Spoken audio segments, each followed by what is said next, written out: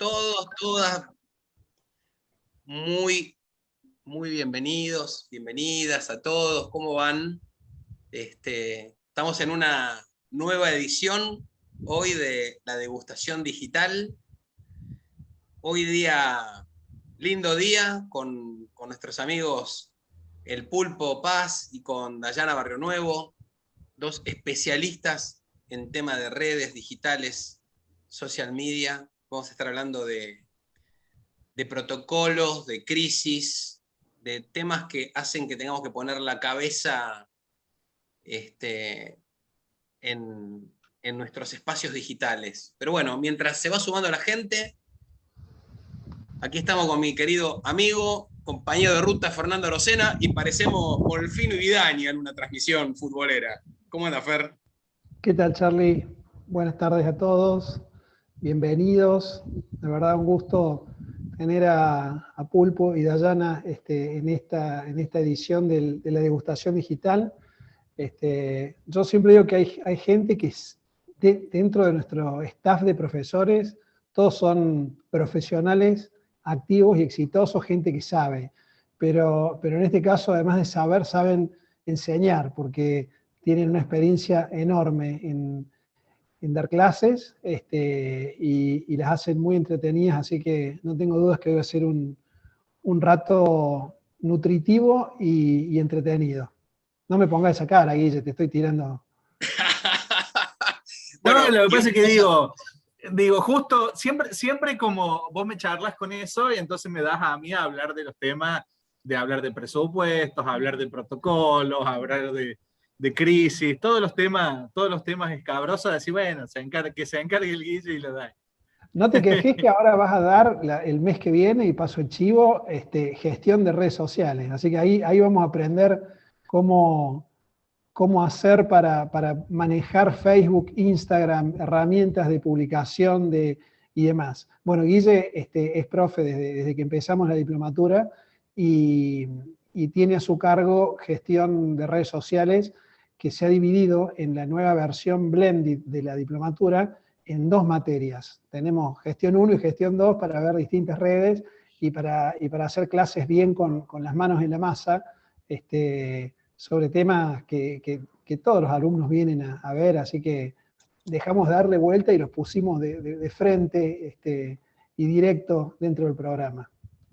Tal cual. Sí, Fer, déjame decirte y recordar, antes que el Pulpo arranque, mate friendly, así que cada uno ahí con sus matienzos.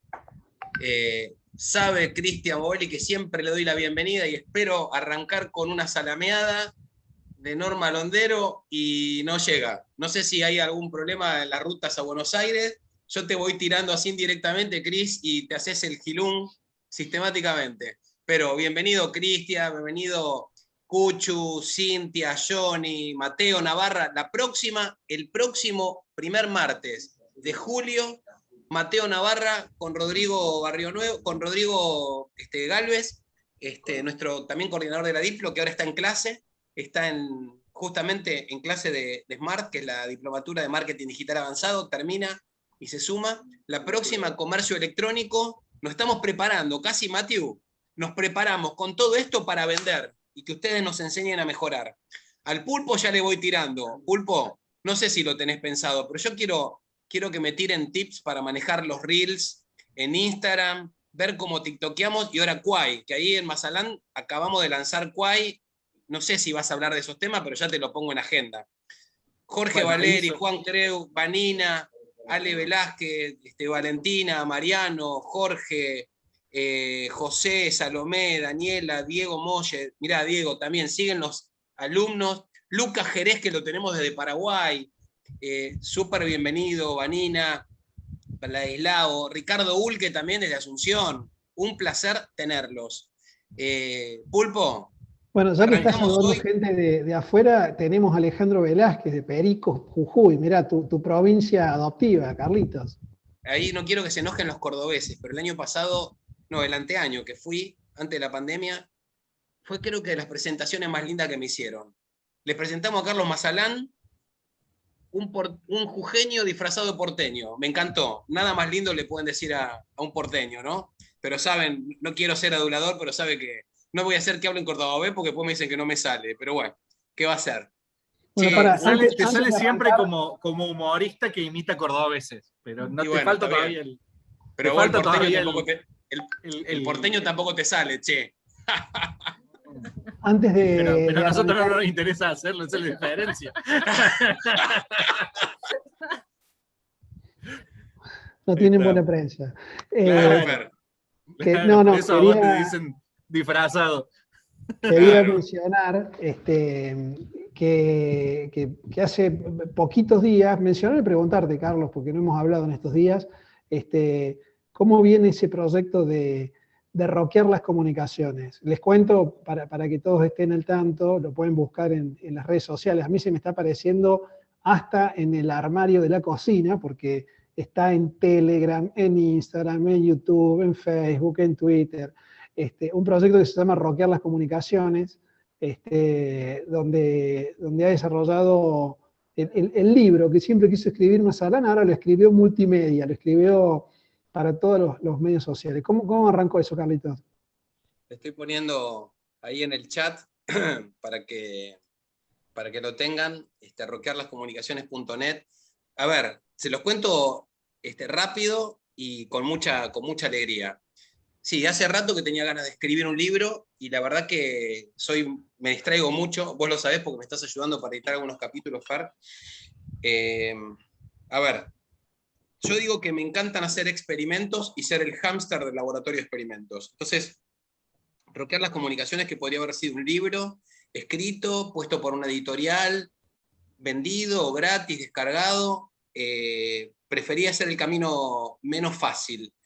Y lo que pretendo es, uno, compartir conocimientos y experiencias que tienen que ver con el impacto de la tecnología en la vida, particularmente en las comunicaciones. ¿Qué pasa? La pandemia generó una aceleración de una curva, no solamente la del virus, sino la aceleración de la curva de la transformación digital.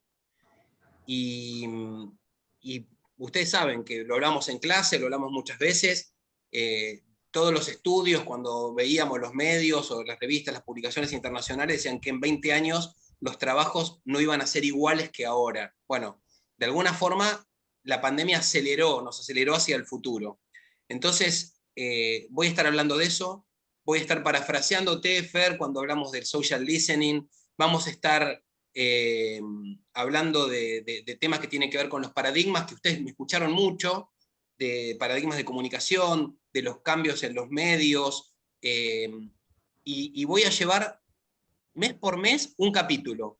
Entonces, el desafío es generar conversación donde podamos compartir entre todos. Y la particularidad de esto es que todos esos contenidos los estoy compartiendo con licenciamiento Creative Commons. Creative Commons no es royalty, o sea, los contenidos yo los estoy poniendo y compartiendo en forma libre y gratuita para su uso. Ustedes lo pueden agarrar, enriquecer, compartir, tirar, lo que quieran. Lo único que tienen que hacer es citar la fuente. Y así se trabaja también en el open source. Entonces también es un desafío y un experimento. Porque la idea es co-crear. Vamos a ver cómo funciona, estoy súper entusiasmado. La verdad que la siglo XXI obviamente me apoya desde el principio y vamos a estar seguramente haciendo actividades y la idea es enriquecer. Yo estoy poniendo el tronco y las ramas las vamos a co-construir.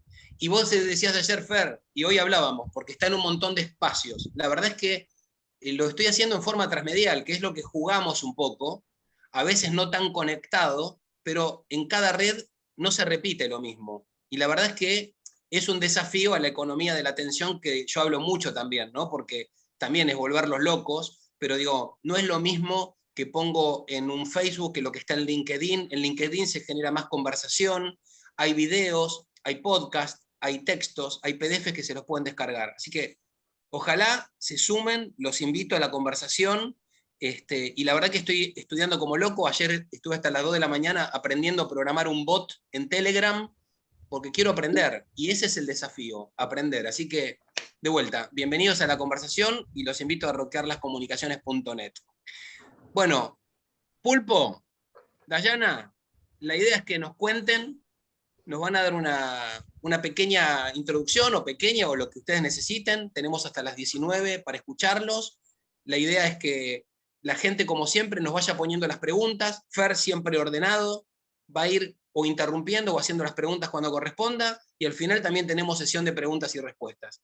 Como saben, tuvimos algunas interrupciones en otras oportunidades, así que la sala está un poquito más cerradita, el chat está abierto, nos podemos ver, nos podemos hablar y disfrutar con nuestros queridos profes, amigos que tanto los queremos. Así que, bienvenidos a bordo. Ahora vamos para adelante entonces. Muchas gracias por la presentación, muchas gracias como siempre por el convite, por invitarnos a sumarnos una vez más. Hoy nos va a tocar hablar con Dai, vamos a hablar de todo lo que tiene que ver con protocolos, con procesos, gestión de crisis, vamos a enfocarnos en esas temáticas. Y vamos a empezar, a ver, esto en la Diplo y en la degustación digital, en ambos espacios, suele ser un bloque de contenido grande. En la Diplo tradicionalmente, quienes ya hayan cursado tuvieron una clase completa sobre protocolo, que hablábamos de protocolo y presupuesto. En el caso de la degustación digital tenemos todo un capítulo en el que hablamos de estos temas. Por supuesto, acá en este espacio vamos a hablar un rato, vamos a degustar, como es el término de lo que se trata. Entonces vamos a enfocarnos principalmente en por qué protocolos, por qué procesos, por qué gestionar de esta manera, cuando nosotros estamos hablando, por supuesto, de planes de social media, planes de gestión y demás. Entonces nos vamos a meter a analizar distintas instancias de por qué es importante que estemos hablando de estos temas en el marco de el marketing digital, en el marco de las redes sociales, en el marco de todo esto que nos une hoy, ¿no? Y podemos hablar específicamente de estos como tres grandes espacios, ¿no? Los protocolos por un lado, los procesos por otro y la gestión de crisis por otra. Lo que tenemos que tener siempre en cuenta, lo que tenemos que analizar, es que protocolos normalmente los vamos a trabajar cuando no tenemos problemas. Los procesos son ejecución en marcha que tenemos que hacer para evitar problemas, y los vamos a hacer constante, y la gestión de crisis es lo que tenemos que disparar cuando tenemos algún problema, ¿no? Entonces, esas son como definiciones bien desde lo general, desde lo amplio para tener en cuenta, ¿no? El protocolo, entonces, es algo que nosotros nos permite anticiparnos. Es pensar todo lo malo que puede pasar para, a partir de allí, intentar generar herramientas, mecanismos, formas de resolver los problemas cuando eventualmente lleguen, obviamente esperando que nunca lleguen, ¿sí? Es la lógica de por qué un auto tiene cinturones de seguridad, por qué tiene airbag, por qué el avión tiene un protocolo para manejar todo el tema de seguridad. ¿Por qué siempre nos subimos a un avión y nos hacen la explicación de cuáles son las salidas de emergencia, por dónde están, que nos dicen cómo nos tenemos que poner el cinto, que nos dicen dónde están los elementos de flotación y demás? Entonces todas esas cosas hacen a los protocolos, a esta anticipación que debemos generar para evitar problemas, para evitar conflictos.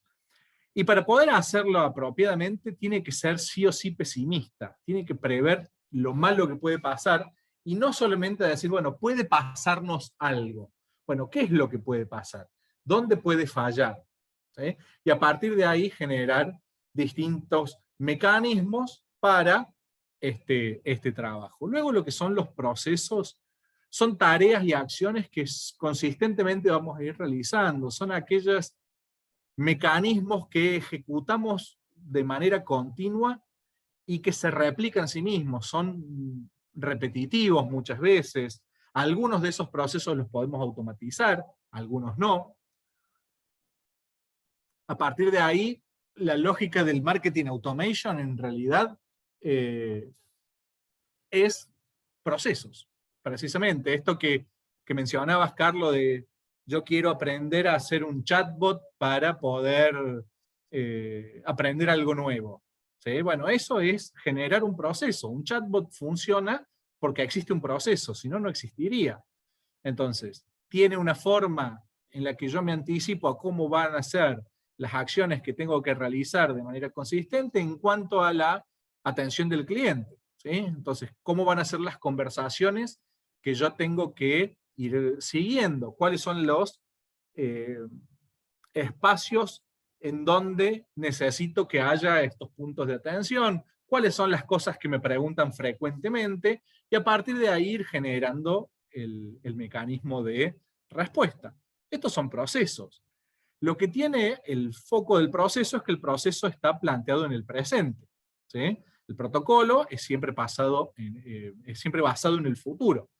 ¿Sí? Mientras que el proceso es basado en el presente y por eso requiere una atención constante al detalle. Lo más importante y donde podemos cometer errores es en que nos olvidamos algún detallito. ¿Sí? Piensen, por ejemplo, las veces que ustedes dicen, bueno, yo tengo un template para armar las propuestas que le voy a mandar a todos mis clientes.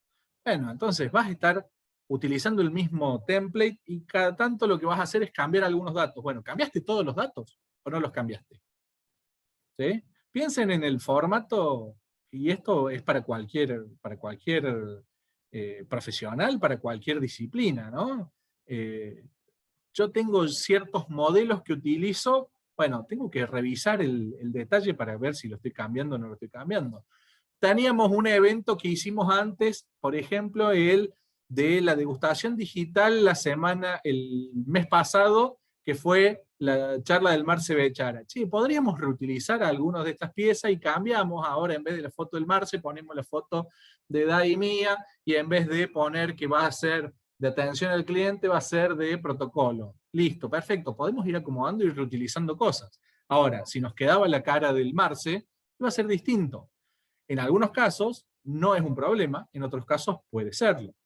Eso es lo que nosotros tenemos que tener en cuenta, ¿no? Y luego sí, va a ser el otro tema importante, es el tema de la gestión de crisis, que nos implica tener mecanismos previstos que debemos ejecutar cuando suceda una crisis.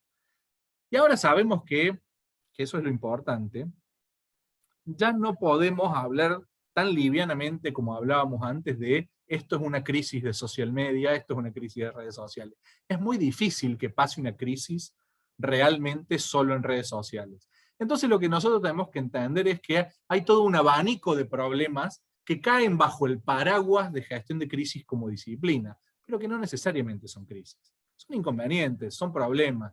Crisis es lo que estamos viviendo con el COVID. Crisis es algo que nos puede hacer perder suficiente poder o que nos puede hacer perder incluso el negocio, la marca, etc. Todo eso es lo que va a hablar Dai más al final de la jornada hoy. Y lo que tiene que tener en cuenta, así como decíamos, en el momento de plantear un protocolo, yo me voy a poner bien desde lo pesimista y voy a prever qué problemas pueden surgir, y en el caso de procesos me voy a enfocar en el detalle de lo más mínimo. En el tema de gestión de crisis, lo importante es todo lo demás queda supeditado a esta gestión. No importa nada de lo que estemos haciendo, el plan que veníamos ejecutando tiene que ponerse en pausa en función de lo que vaya a hacer este comité de crisis que vayamos a establecer para tomar las decisiones, ¿no? Entonces, eso es en general lo que vamos a trabajar. Entonces, nos vamos a plantear ahora hablar de todo lo que tiene que ver con protocolos. ¿Qué son los protocolos? Es lo que nos podríamos entonces preguntar. Los protocolos son aquellos documentos que nosotros podemos marcar, aquellos espacios que van a gobernar la manera en la que nosotros vamos a establecer procesos y procedimientos. Va a ser como nuestro manual que va a asegurar que nosotros las cosas que vamos a hacer las hagamos como prevemos que las hacemos. Porque esto es lo que nos va a dar consistencia, esto es lo que nos va a permitir replicar y volver a hacer todas las veces que haga falta lo mismo, ¿sí? poder tener previsibilidad, poder anticiparnos a las decisiones. Hay una frase, ¿sí?, que muy clásica, que dice que la inspiración nos tiene que encontrar trabajando. Bueno, de eso es un poco de lo que se trata. Mientras nosotros tengamos protocolos, no vamos a estar dependiendo de iluminarnos para resolver lo que tenemos que resolver ahora. Vamos a poder tener mecanismos previstos para la generación de contenidos. Vamos a poder tener mecanismos previstos para la atención de nuestros clientes.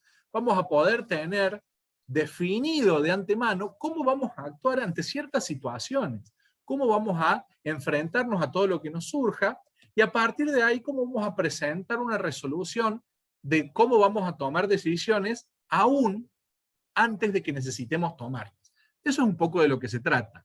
Por eso en algunos puntos, quienes son de armas tomar y quienes quieren largarse fuertemente, rápido y son ansiosos, sobre todo con el tema de redes sociales, no le dan demasiada bola al tema de los protocolos. Y ahí es donde normalmente pueden suceder, no necesariamente los problemas, pero sí una falta de optimización de todos estos procesos. Ahí es donde dependemos de estar iluminados cada vez, y ahí es donde surge uno de los temas que normalmente más me pasa, no sé, al resto, me gustaría que comenten ustedes cuando están con clientes y demás, sobre todo si son clientes que el mismo cliente ejecuta las redes, o si ustedes están asesorando a alguien que tiene que armar el plan de contenidos, ¿qué posteo hoy?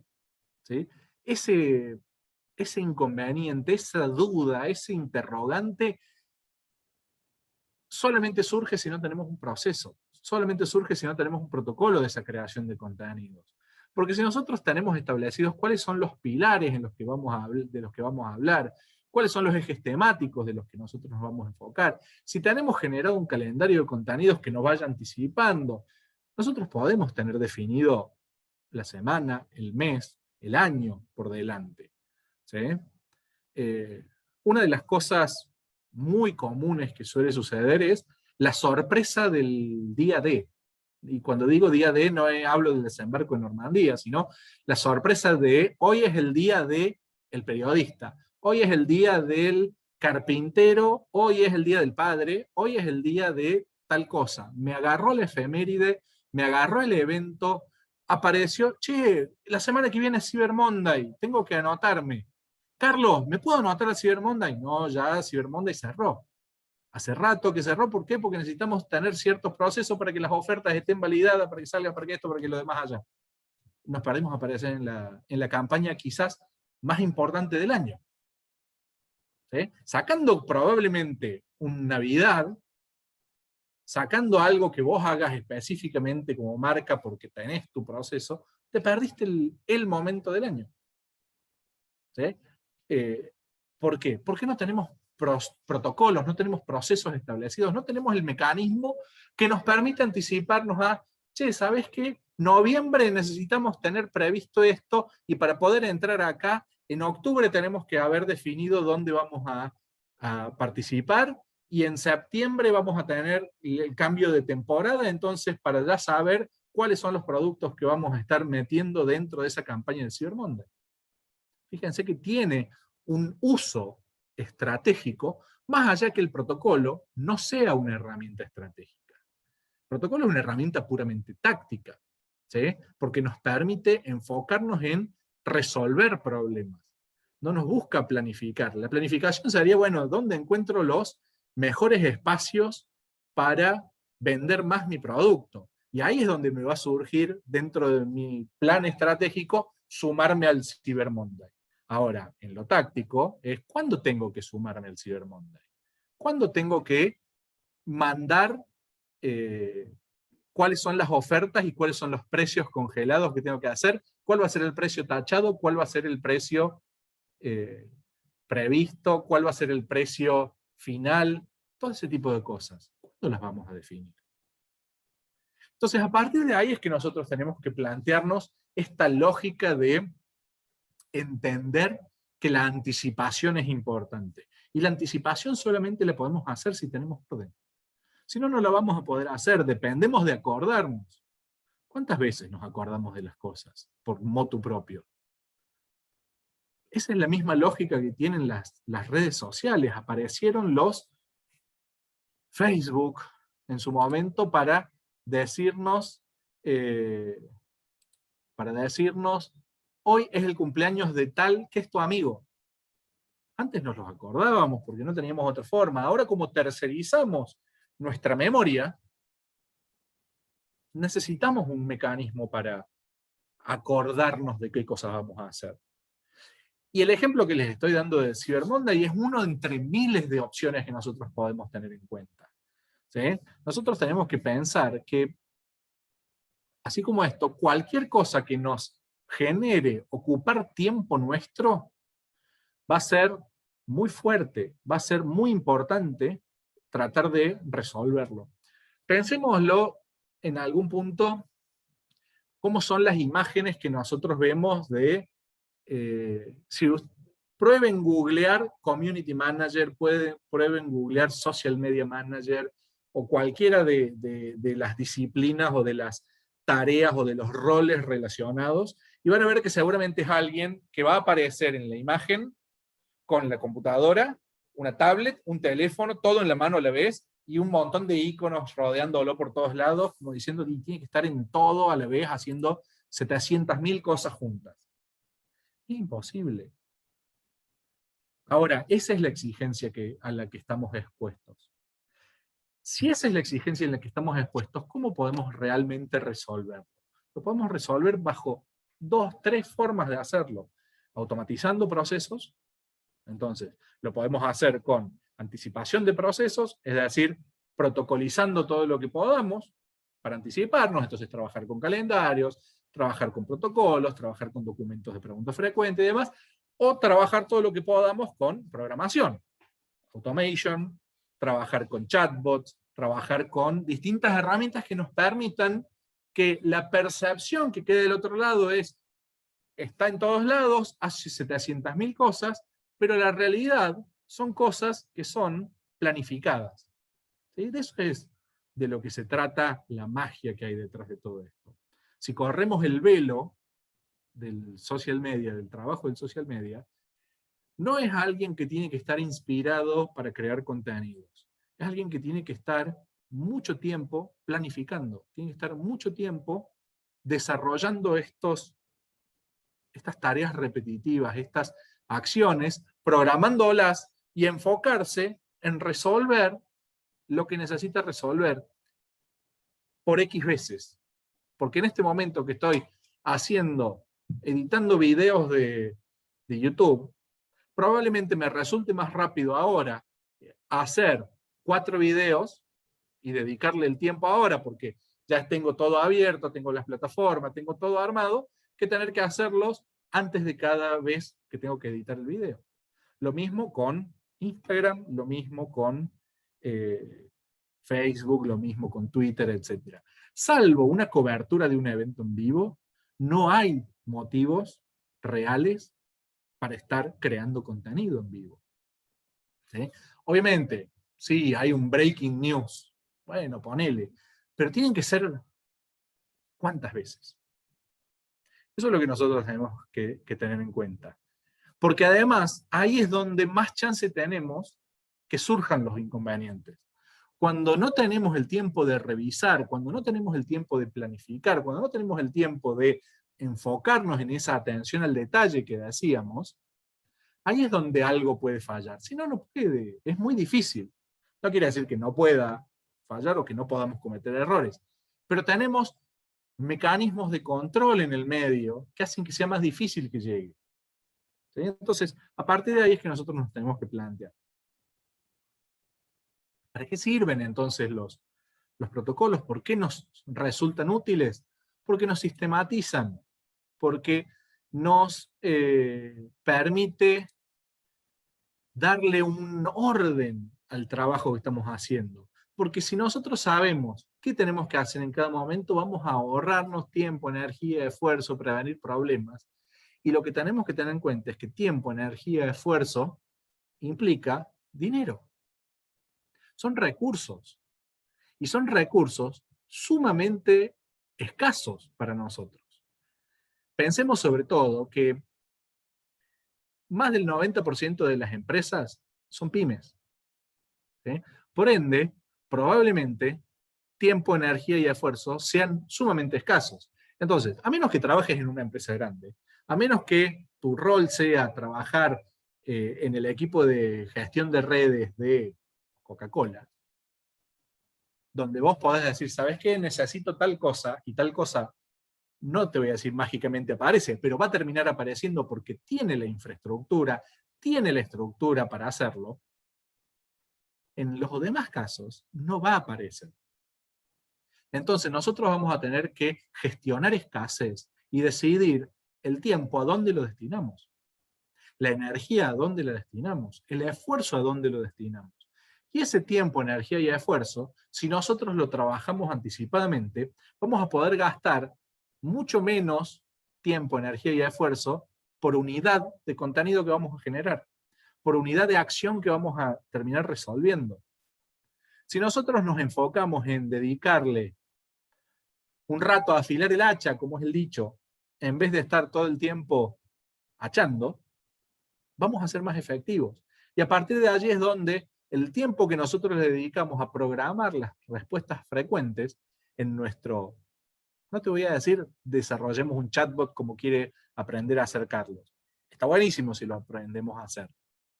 Pero métete en las herramientas de Messenger que te habilita a gestionar preguntas y respuestas frecuentes. Entonces, vos podés ahorrarte un montón de veces. ¿Por qué? Porque la primera respuesta que recibe es un mensaje de bienvenida. A partir de ahí le aparece el menú de cuáles son las preguntas que puede consultar. A partir de ahí le da la respuesta solo y lo derivo con el enlace correspondiente al sitio. El 50, 60, 70, 80% de las interacciones va a preguntarnos eso. ¿Por qué no vamos a aprovechar para ganar ese tiempo? Sin embargo, no le damos bola a los procesos, no le damos bola a los protocolos. ¿Por qué? Porque llevan tiempo, esfuerzo y energía de laburo anticipado. Hoy es una tendencia muy común que está dando vuelta. Ustedes métanse en cualquier YouTube y hoy el mecanismo de hacer dinero online es el passive income, ¿sí? El ingreso pasivo. Que en realidad de pasivo no tiene nada. Lo que tiene es, se generó todo el trabajo al principio y después queda en piloto automático puesto. Y es la lógica de generar, escribís un libro, un ebook, lo subís a Amazon y lo dejas ahí. Y después si la gente te empieza a comprar, buenísimo. Desarrollás un diseño, lo subís a Amazon y empezás a vender las remeras. Y cuando la gente le empiece a hacer, buenísimo, te lo compra. Subís un video a YouTube y a partir de que la gente lo empieza a visualizar, tenés ingresos por anuncios. Todas esas tienen una carga previa de trabajo. Se les dice pasivo porque después no tiene una gestión al mismo nivel una vez que eso ya está realizado.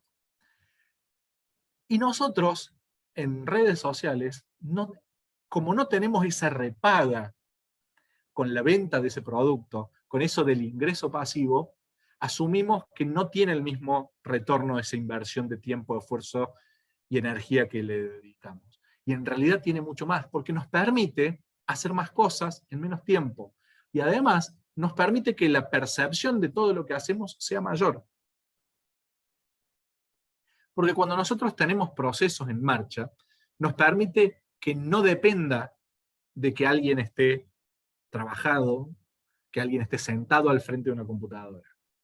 Porque me imagino que en algún momento vas a querer tomarte vacaciones, en algún momento te podés enfermar, y en algún momento podés no tener ganas de hacer algo y decir, hoy me tomo el día. Para poder hacer eso, los procesos tienen que estar en marcha, porque si no, nunca vas a poder frenar. Eso es lo que tiene. Eso es lo importante que nosotros tenemos que comprender cuando hablamos específicamente de estas temáticas que tienen que ver con protocolos, con procesos y demás. Nos sirven para eso, nos sirven para poder replicar. Y cuando nosotros decimos poder replicar, quiere decir que lo que antes era, tengo que hacer todas las veces esto mismo, ahora nos permite crecer geométricamente en lo que podemos hacer. Ahora vamos a poder hacer mucho más con lo mismo. Vamos a poder no solamente multiplicar nuestro alcance, sino la cantidad de tareas que podemos resolver por unidad de tiempo. Nos va a poder permitir multiplicar, ¿sí? Esa palabra rara que ven en la presentación que dice multiplicabilidad. Bueno, eso es lo que nos permite, ¿sí? Nos permite obtener consistencia, porque como siempre hacemos lo mismo, nos va a permitir ser siempre consistentes. Por supuesto que en algún momento vamos a tener que dejar algún lugar para ese chispazo, para, como nos gusta decir con Fer en el plan, ¿sí? En el método de los 10 pasos que desarrollamos con él, de hablar del out of the box. Por supuesto que tenemos que dejar ese espacio para aquello distinto, aquello que nos va a volver únicos. Pero ¿cuántas veces se te va a ocurrir eso? ¿Cuántas veces vas a pensar una genialidad? ¿Cuántas veces que pensás una genialidad la vas a poder ejecutar? Entonces, es importante dejarnos ese espacio, pero tampoco pretender que ese espacio va a ser algo constante. Ese espacio va a ser un foco de tu campaña, y punto. Y después vas a tener que hacer la misma tarea muchas veces. Esa es la dinámica del protocolo y del proceso. Poder tener previsibilidad, poder anticiparme, me permite poder ir haciendo cosas antes. Porque si yo ya sé que la semana que viene tengo que largar la campaña del Día del Padre, y ya tengo previsto qué cosas necesito hacer, yo ya puedo decir, bueno, hablo con el equipo de e-commerce y le digo, bueno, ¿cuáles son los productos que ustedes van a querer promocionar? Así puedo ver con el tema de diseño del armado de las placas. Si yo ya tengo esos datos, yo ya tengo esa información y tengo el calendario. Y ya puedo ir planteando y programando las campañas. Y ya me puedo empezar a poner a pensar en qué es lo que sigue. Y digo, no, ¿sabes qué? Ya el Día del Padre lo tengo resuelto, entonces me pongo con la campaña de vacaciones de julio, o me pongo con la campaña del Día del Niño, o me pongo y llego a tiempo al Cyber Monday. Y no me pasa lo que decíamos en el ejemplo. Entonces, eso es un poco de lo que se trata y de por qué queremos hacer las cosas como las queremos hacer. Ahora bien, nosotros lo que decimos, ¿cómo vamos a hacer nuestros protocolos? ¿Cuáles son los protocolos importantes? El más importante que vamos a tener probablemente en temas de redes sociales está dado en el de generación de contenido. Nuestro protocolo de generación de contenido va a tener, por supuesto, su calendario, va a tener todo el proceso que va a llegar desde necesitamos hacer algo hasta publicarlo, hasta medirlo, ¿sí? Entonces lo que podríamos decir es, ¿cómo va a ser el brief sobre el que vamos a trabajar para esto? ¿Qué cosas va a tener que tener cada uno de nuestros pedidos? Y obviamente adaptaremos este gráfico a la necesidad y a la situación puntual en la que nosotros nos encontramos, ¿sí? En algunos casos no vamos a necesitar tanto porque no hay tantos actores con los que trabajar. ¿Por qué? Porque somos una micropyme o es un proyecto nuestro propio que estamos haciendo, porque en paralelo a que trabajamos con asesoría tenemos un negocio de dropshipping.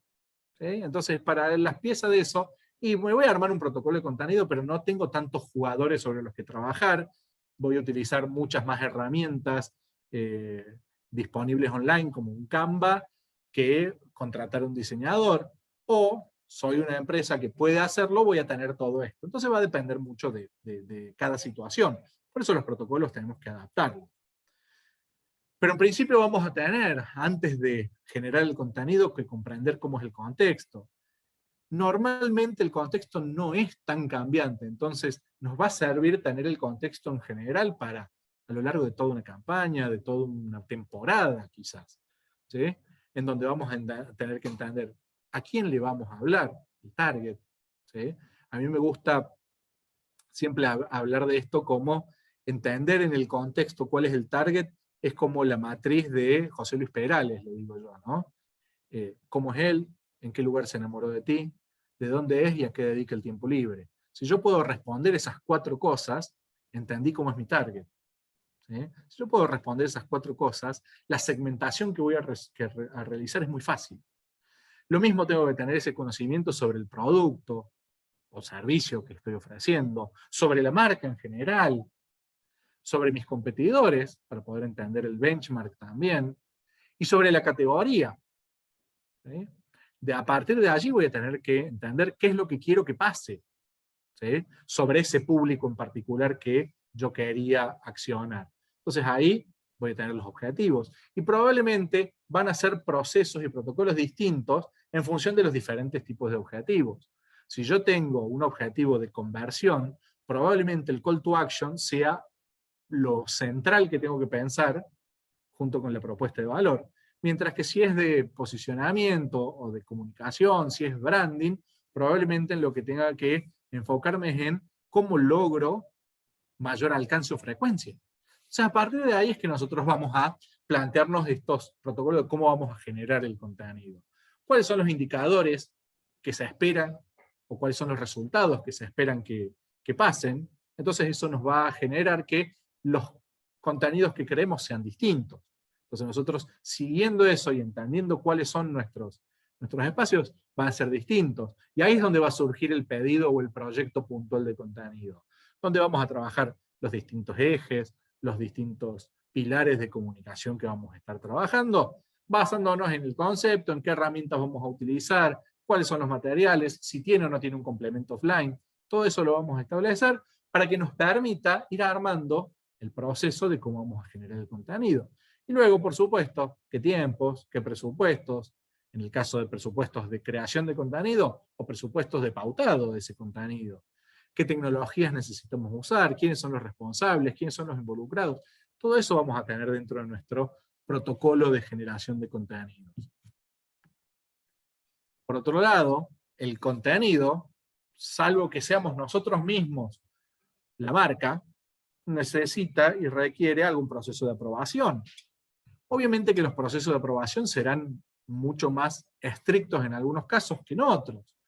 Y a veces son más estrictos en algún pilar de trabajo que en otros en particular, y en algunos casos en alguna industria que en otra.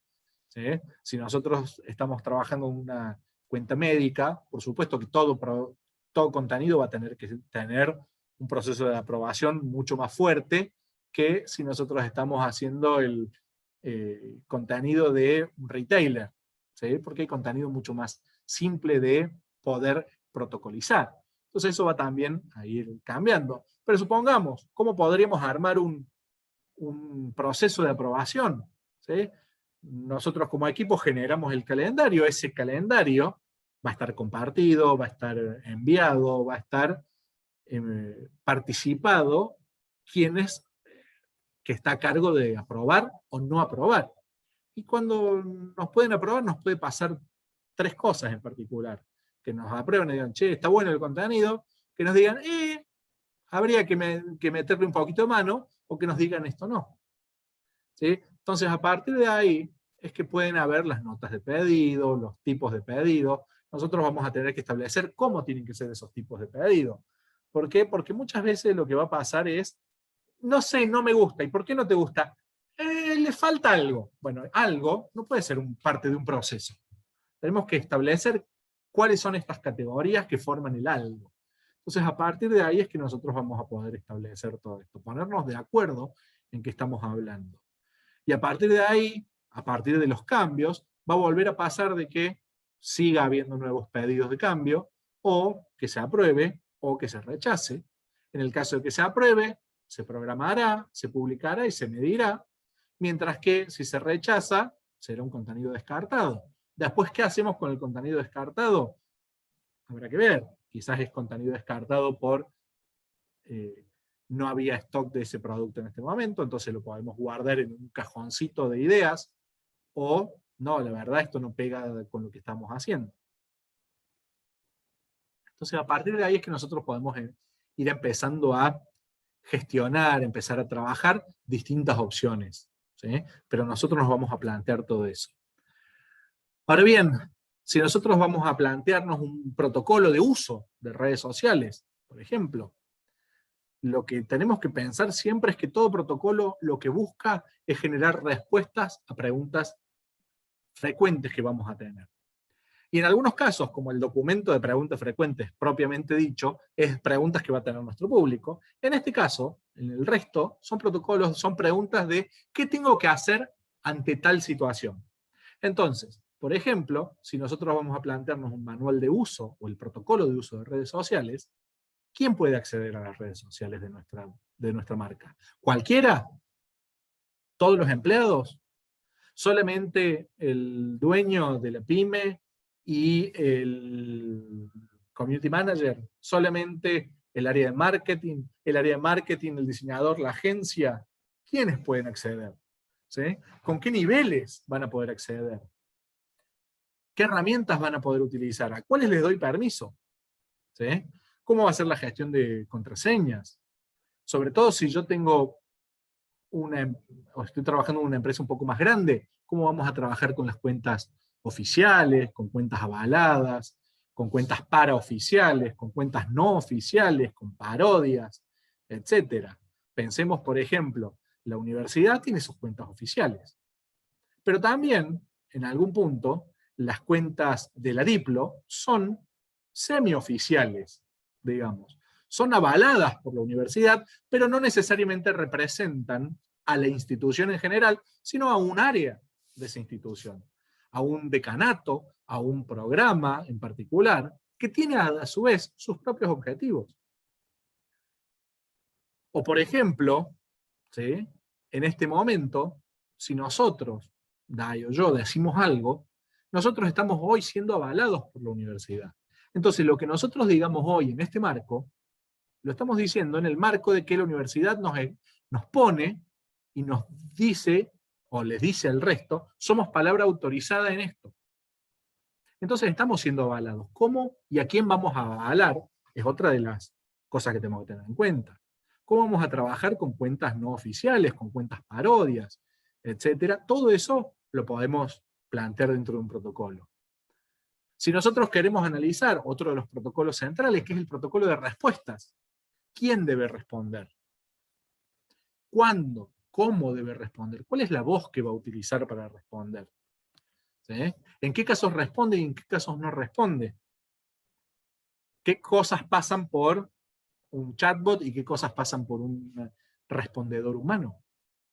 ¿Cómo vamos a catalogar los comentarios? ¿Cómo vamos a actuar ante comentarios, ante críticas, ante quejas, ante reclamos, ante agradecimientos? Y sobre todo si entendemos cuáles son las diferencias entre cada uno de ellos. ¿Vamos a poder distinguirlos o no? Por supuesto es fácil distinguir un agradecimiento de un reclamo, pero no necesariamente es fácil distinguir una crítica de una queja de un reclamo. Y nosotros tenemos que entender cómo funciona eso.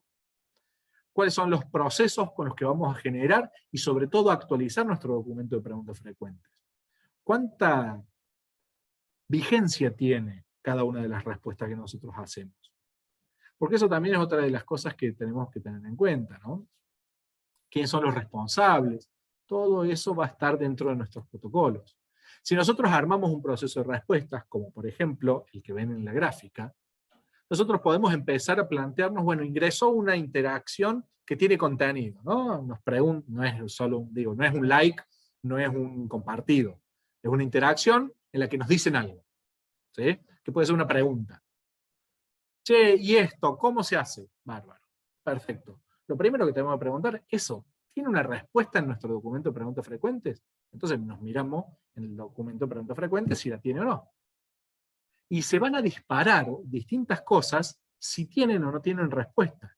Si tiene respuesta, puede ser que pase que respondamos específicamente lo que nos dice, o que nuestro documento de pregunta frecuente nos diga, si alguien pregunta esto, derívalo a tal área. O si alguien pregunta esto, expulsalo del sistema porque nos está preguntando algo que no tiene que ver con nosotros. Entonces, por eso es que decimos lo de deriva externo, deriva interno en la gráfica.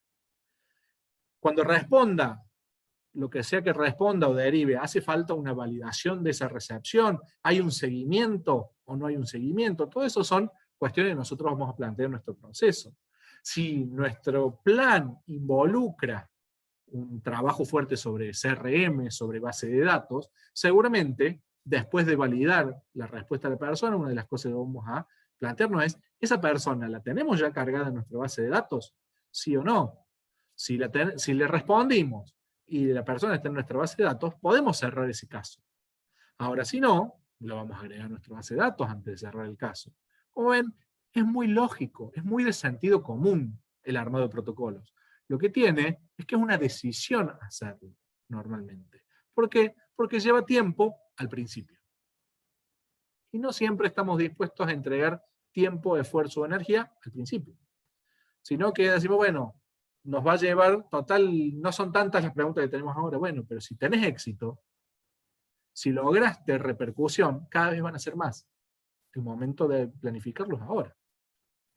Volviendo a lo que decíamos, no tenemos la respuesta dentro del documento de preguntas frecuentes, lo que vamos a necesitar es preguntar internamente para encontrar cuál es la respuesta correcta, validarlo, dar esa respuesta, y seguir el camino de responder. Cuando le pregunté a alguien, no sé, le pregunté al Fer, che, Fer, me preguntaron esto, ¿qué les digo? Fer me dice, decirle tal cosa. Listo, respondo eso, valido eso, veo si está en la base de datos, y ya está, lo sé ahí. Ahora, lo que me dijo Fer, ¿lo puedo estandarizar y meter en el documento de preguntas frecuentes? Para no tener que volver a preguntárselo. Porque si se lo tengo que volver a preguntar, vuelvo a gastar tiempo mío, vuelvo a gastar tiempo de Fer. Si lo puedo estandarizar, lo tengo que agregar en el documento de preguntas frecuentes. Y recién ahí puedo cerrar el caso. ¿Sí? Entonces, esa es la lógica en la que nosotros nos tenemos que plantear esto. Como ven, parece que estamos haciendo un megagráfico, pero en realidad son todas secuencias muy lógicas. Son secuencias que dependen de tomar una decisión de ordenarnos. De eso es de todo lo que depende. ¿Qué otros documentos, protocolos importantes tenemos en las redes sociales? Por supuesto, además del protocolo de respuesta, necesitamos el documento de preguntas frecuentes. ¿Qué es ese documento de preguntas frecuentes? Bueno, ahí sí es el listado específico de esta es la pregunta, esta es la respuesta, esta es la pregunta, esta es la respuesta, esta es la pregunta, esta es la respuesta, y sobre todo, a cada una de esas, ¿qué validez tiene? Imagínense que ustedes tienen un e-commerce. Una de las preguntas frecuentes van a ser los precios. Bueno, ¿cuándo cambian los precios? Si sos un e-commerce de Suiza, probablemente los precios duran más que si sos un e-commerce acá. ¿Sí? Entonces, la validez de esa respuesta va a cambiar. Si vos estás haciendo en tu documento de pregunta frecuente, bueno, ¿y cuándo es el evento tal? Una vez que terminó el evento, van a cambiar las preguntas. Ahora las preguntas van a ser, ¿dónde puedo descargar la presentación? ¿Dónde puedo ver la repetición? Ya no van a ser cuándo es el evento. Eso es lo que nosotros tenemos que ir teniendo actualizado. Después, ¿qué otros protocolos podemos utilizar? Nosotros podemos utilizar el protocolo de voceros. El protocolo de voceros es quién habla en nombre de la marca. Por supuesto, mientras más grande y mientras más intereses haya de gente que hable en nombre de la marca, más importante va a ser este protocolo. Mientras más pequeña sea nuestra marca, no va a ser tan importante. En algunos casos, el protocolo simplemente es una definición. ¿Quién puede hablar en nombre de la marca? La dueña. Punto. Se acabó. Nadie más. No nos hizo falta demasiado protocolo. Lo escribimos así, ¿por qué? Porque era una pyme chiquita o un negocio, entonces no íbamos a hablar con... Listo. Ahora, la universidad, volvemos al ejemplo. ¿Cuántos voceros puede tener? Y quizás haya voceros que sean voceros temáticos. Bueno, cuando nos toque hablar de leyes nuevas que se aprueban en el Congreso, van a ser este pool de profesores, van a ser los que hablen. Cuando sea sobre marketing digital, van a hablar Mazalán, Arocena, Paz, Navarra, Galvez, Barrio Nuevo y Bechara. Cuando sea que necesitamos hacer una presentación comercial, va a hablar tal. ¿Cómo se generan esos mecanismos? ¿Cuáles son voceros que son temáticos? ¿Cuáles son voceros que son momentáneos? Supongamos que la universidad decide darle un doctorado honoris causa a una persona esta semana. Bueno, desde que sale el anuncio hasta que se hace el evento, esa persona es un vocero de la universidad, aun cuando tenga mínima relación con la universidad. Entonces vamos a estar atentos. No sé si se acuerdan el caso hace mucho tiempo, ya fue 2014, creo, 2013, que Kiefer Sutherland lo contrata Citroën para hacer la campaña de sus autos. ¿Sí? Y era una publicidad en la que estaba Kiefer Sutherland y Araceli González. Y de repente lo detienen en Estados Unidos, nada que ver, a Kiefer Sutherland manejando borracho. Tuvieron que bajar la campaña. No fue porque tuvieron que bajar esa campaña porque estaba vinculado como vocero de la marca. No había problema con Kiefer Sutherland, no nos vamos a llevar mal con él, simplemente que en ese momento es el vocero de la marca y está vinculado con esto. Guardemos esa comunicación hasta que se la pueda volver a utilizar. O se la reedita o se le hace algo.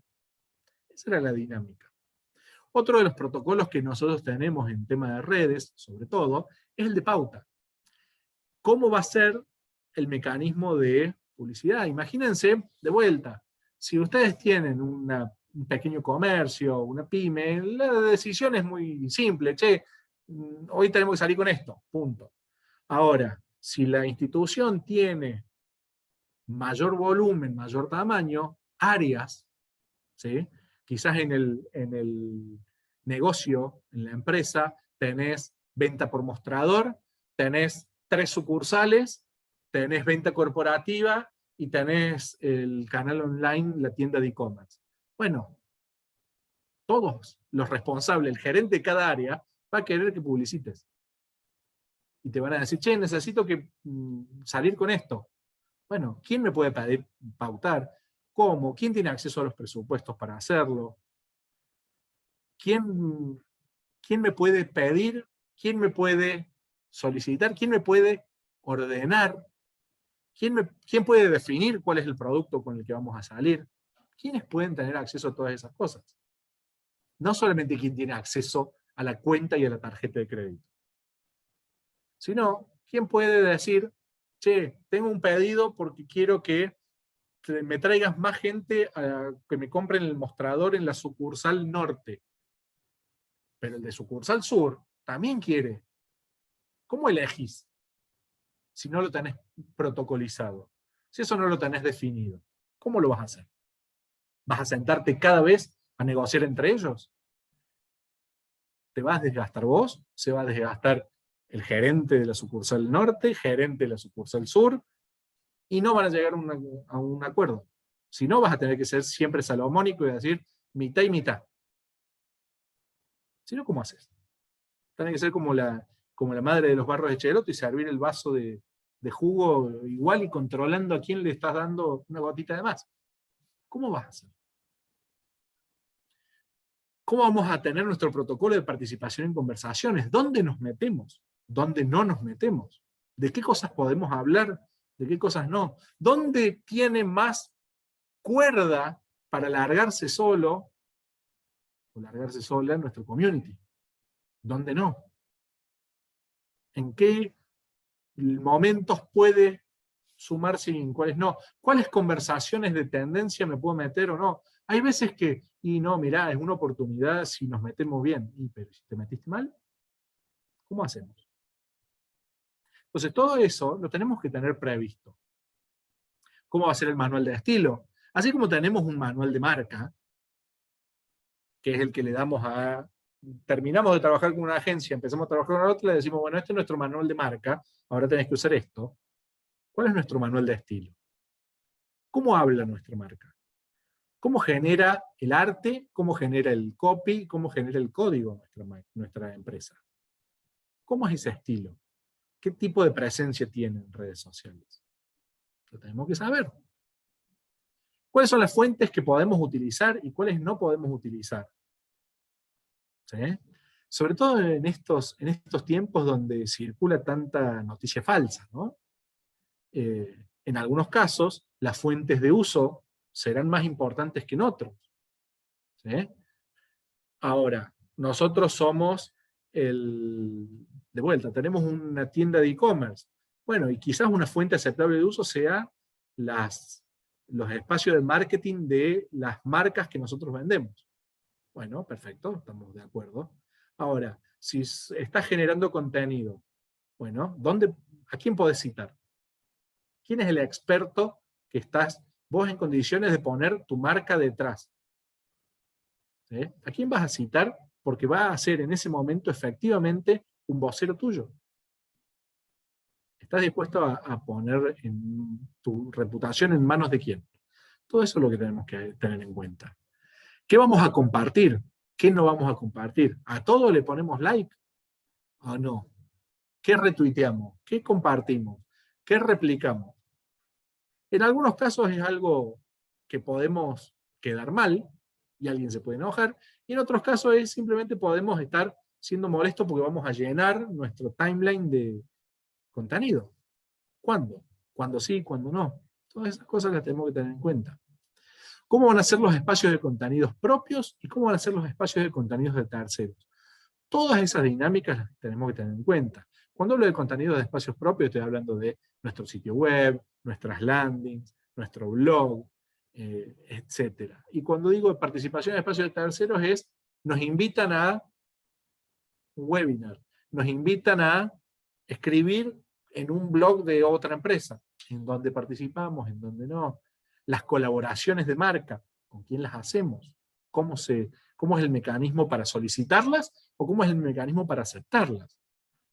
Todas esas dinámicas las tenemos que tener en cuenta y las tenemos que plantear si nos vamos a establecer directamente los distintos protocolos que nosotros vayamos a hacer. De eso es un poco de lo que se trata. Ahora bien, ¿cómo tiene que ser un protocolo para que sea bueno el protocolo? Por lo general, arranca siendo pesimista. Pensá todas las cosas que pueden fallar y estás en camino a tener un buen protocolo. Porque si todo fuera a salir bien, no necesitas un protocolo. Esa es tu estrategia. Tu estrategia es cómo vas a conseguir tus objetivos. Mientras que lo táctico y tu protocolo va a ser, bueno, y cuando me surjan obstáculos, ¿cómo los voy a resolver? Entonces pensá en qué puede fallar. Y pensarlo de manera proactiva. Nunca cuando estás arriba del problema es el momento de ponértelo a pensar. Lo tenés que tener pre-resuelto antes. Por eso es que tenemos que ser exhaustivos. No nos alcanza con pensar un solo tipo de problema que podemos tener. ¿Cuáles son todos los tipos de problemas a los que nos podemos enfrentar? Y de eso es de lo que nosotros vamos a tener en cuenta. Si nosotros planteáramos cuál es el protocolo de seguridad de un avión, y capaz que lo que uno pensaría como, che, ¿qué problema puede pasar? Y se te puede caer el avión. Listo, entonces ¿para qué vas a ponerte un cinto de seguridad? Si no te va a frenar.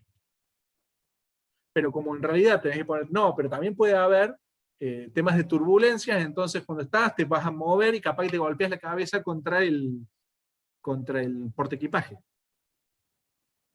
Ah, entonces el cinto sí me sirve ahí. Eso, che, pero lo salvavidas. Si estás en el aire y te cae ahí, no necesitarías más un paracaídas, pero un paracaídas no podemos ponerle a todo el mundo por dónde se van a tirar. Además, un paracaídas lo tenés que saber usar. No, bueno, pero capaz que un elemento de flotación, si logramos que el avión caiga en algún lugar donde, me puede servir. Y empezás a pensar todas las opciones que tenés. Ser exhaustivo. Ser general. ¿Sí? Las instancias no hay que particularizarlas. ¿Qué pasa si a Fer se le ocurre tal cosa? No. ¿Qué pasa si a alguien se le ocurre tal cosa? Y del mismo modo, es general porque también en la aplicación. Si pasa tal cosa, el responsable que esté en ese momento tiene que hacer tal cosa. Porque si justamente no está la persona, alguien tiene que hacerse cargo de ese rol. Un buen protocolo establece reglas. ¿Sí?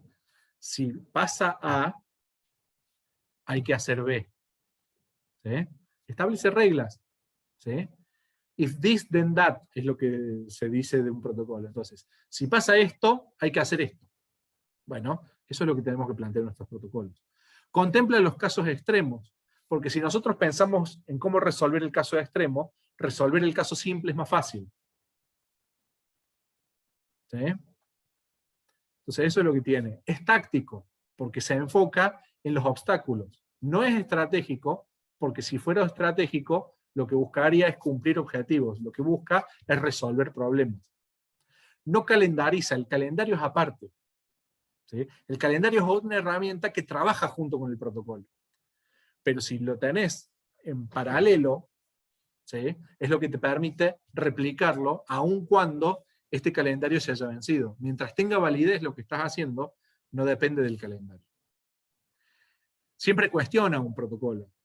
¿Sí? Entonces, lo que tenemos que ver es, lo que estamos diciendo, ¿sigue vigente? ¿Funciona? ¿Está bien? ¿Nos alcanza? ¿Sí? De eso es un poco de lo que se trata. No personaliza, por esto que decíamos, cuida la marca. Lo más importante que en donde se enfoca un protocolo es en que la minimización de los costos tiene que ir en función del valor de la marca. Establece los responsables y los puntos de control, ¿sí? ¿Quién se tiene que hacer cargo? ¿Dónde tiene que haber análisis de si está funcionando o no? Y tiene caducidad. ¿Hasta cuándo sirve? Esa es la lógica de lo que nosotros nos vamos a plantear con un protocolo. ¿Sí? De eso es un poco de lo que se trata. Y ahora le voy a dar pie para el resto del tiempo a Dai, para que nos hable de temas de crisis. Así que bueno, permiso.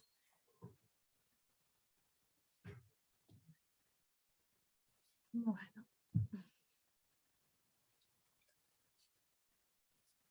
Para hablar un poco de tema de crisis, les voy a contar que yo hice mi tesis de Relaciones Públicas ahí en la Siglo sobre temática de crisis, así que de ahí viene un poco mi interés, aparte del interés personal que tengo en el tema.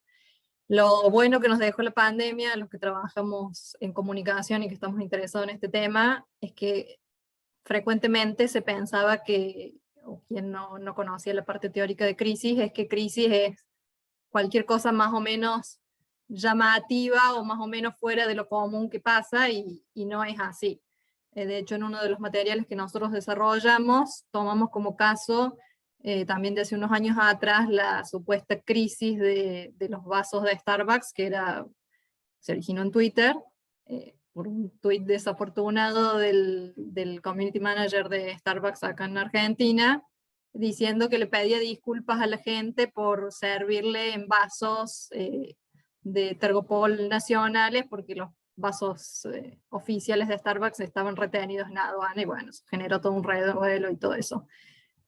Cuando en realidad se habló mucho en comunicación, en blogs y distintos lados relacionados con comunicación en ese momento, de la crisis de los vasos de Starbucks, cuando en realidad no hubo ninguna crisis, fue algo desafortunado que se dijo en Twitter, que causó un cierto revuelo 3 o 4 días, y Starbucks sigue siendo Starbucks y no pasó nada más que eso.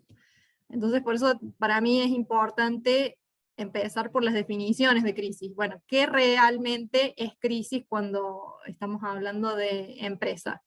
Yo para mi tesis tomé estas dos definiciones que me parecieron útiles y simples y didácticas para entender, porque aparte, bueno, la palabra crisis, según el contexto en el que se use, puede querer definir o hacer referencia a muchas cosas. Entonces, en un contexto empresarial, es afectar el poder relativo de todos los que se encuentran implicados. Por ejemplo, una empresa y todos los miembros de esa empresa. Y la otra cuestión clave es que la crisis tiene que afectar la posición vital. ¿Y eso qué significa? Bueno, el hecho que genera la crisis afecta a la empresa dentro de su ámbito. Por ejemplo, una empresa que tiene problemas económicos, bueno, va a estar afectada dentro de su sector empresarial. Si fuera un restaurante, bueno, el sector gastronómico. Si es una cadena de franquicias, probablemente toda la cadena de franquicias se va a ver afectada en una zona, una región, una provincia o lo que sea. Las crisis ponen en juego la autonomía y el poder en relación al contexto. Esto quiere decir que una empresa tiene un cierto margen de manejo individual hasta un cierto punto, pero una vez que la crisis se inició, ya toda esa autonomía se pierde. Entonces uno ya no tiene tanto poder para tomar decisiones como es el poder que tomó el contexto. De nuevo, si es una empresa que tiene deudas, y bueno, tus deudores tus acreedores van a tomar muchas decisiones que te van a perjudicar y vos no tenés mucho para hacer al respecto. Entonces, ya es poco el margen de maniobra que tenés. Y también el contexto, porque, a ver, lo bueno de vivir en Argentina es que a nosotros las crisis no nos toman tan desprevenidos, estamos bastante acostumbrados a que pasen, pero o sea, claramente no es lo mismo una crisis para una empresa argentina que para una empresa, la crisis de COVID, por ejemplo, para una empresa argentina que para una empresa de Estados Unidos. Ahora que ellos empiezan a hablar de inflación y qué sé yo, es como, nosotros acá decimos, bueno, pero lo que les está pasando no es para tanto, ya se van a arreglar. Y la otra definición de crisis interesante es la definición de crisis en un contexto social. Esta definición está tomada de un curso que daban en Coursera, que lo pueden buscar, que es sobre primeros auxilios psicológicos, y habla de cómo es la crisis en un sentido más social. Por eso habla de sucesos inesperados que produzcan pérdidas y sensación de pérdida de bienestar y control, sin necesidad de que haya pérdidas de vidas humanas o materiales directas, y que se suelen llamar incidentes críticos. Que haya un accidente, que haya un problema, qué sé yo, no tan grave, qué sé yo, en el caso de una empresa, bueno, no sé, choca un vehículo de la empresa, bueno, si es solo un choque, no pasó a mayores, pero sí genera una cierta, la pérdida de bienestar y control del que hablábamos antes, porque bueno, puede ser que era el único vehículo de la empresa, puede ser que a partir de ese choque se generen otros problemas para la empresa, si hubo heridos, si no hubo heridos, si hubo algún muerto en el choque, bueno, ese tipo de cosas también es para tenerlo en cuenta. La otra cuestión que es importante también entender, que no, volviendo a esto de no a la primera de cambio a hablar de crisis, sino que hay distintas tipologías de situaciones que pueden ser crisis, que pueden ser críticas. Entonces vamos de las más simples a la crisis propiamente dicha. La primera de ellas es la queja, es decir, que alguien manifieste alguna molestia o incomodidad con relación a la empresa o a la prestación de servicios de la empresa, pero sin que realmente la empresa esté obligada a hacer algo al respecto. En el material que desarrollamos de la degustación digital, el ejemplo que yo daba era de un restaurante, de un restaurante, de un teatro, no recuerdo bien. Pero si hay un estacionamiento, una playa de estacionamiento cerca y la playa es cara, bueno, el restaurante o el teatro no tiene nada para hacer al respecto. Sí puede haber quejas de que, bueno, ir a comer a ese lugar es caro porque la playa es cara, pero no tiene nada mayor cosa que hacer el restaurante. Un reclamo ya implica que la empresa o la marca tiene alguna responsabilidad en cómo se está prestando el servicio o en relación a lo que se está reclamando. Bueno, fui al restaurante, me quisieron cobrar mal cuando me trajeron la cuenta. Bueno, ahí corresponde el reclamo, y se supone que un reclamo es algo relativamente simple que puede resolverse de forma rápida. Cuando un reclamo no se resuelve, usualmente a lo que vamos es un problema. Bueno, me pagué con tarjeta y después cuando me llega el resumen veo que lo que me pasaron es el doble de lo que me salió la cena. Ahí ya tengo que ir al restaurante o llamar o ver cómo me devuelven la plata o por qué me cargaron mal o qué hicieron con mi tarjeta. Y también los problemas se pueden producir por cosas que no son relacionadas necesariamente a una mala prestación de la empresa, sino a alguna cuestión un poco aleatoria o casual que rompa con el normal flujo de los procesos. Entonces yo salí a comer y se cortó la luz. bueno, no, hay un montón de maquinaria que se usa para la comida, o para cobrar, o para pesar, o para, imaginemos que sea en el supermercado en vez del restaurante, y ahora no puedo hacer las compras normalmente porque el lugar ese encima no le funcionan los generadores, entonces es un problema.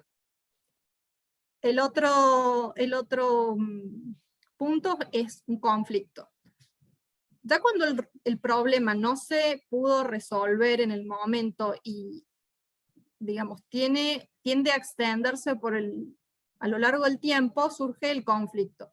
Y el conflicto, la diferencia que tiene con el problema es que